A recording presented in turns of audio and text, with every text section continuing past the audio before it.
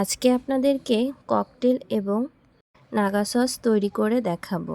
Hello everyone, প্রথমে white mayonnaise নিতে হবে।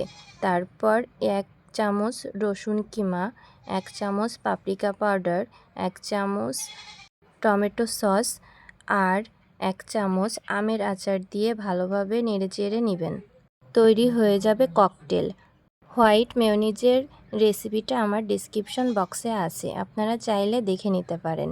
এই ককটেল আপনারা সব কিছুর সাথেই ব্যবহার করতে পারবেন।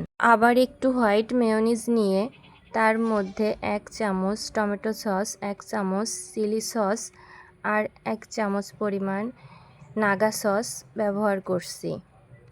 আপনারা ঝাল যদি বেশি খেতে চান তাহলে আরেকটু বেশি পরিমাণে নাগা সসটি দিবেন। ব্যাস, নেড়েচেড়ে মিশিয়ে নিলেই তৈরি হয়ে গেল নাগা সস। এই সসগুলো আপনারা পিৎজা, বার্গার, স্যান্ডউইচ সব কিছুর সাথেই খেতে পারবেন। ধন্যবাদ।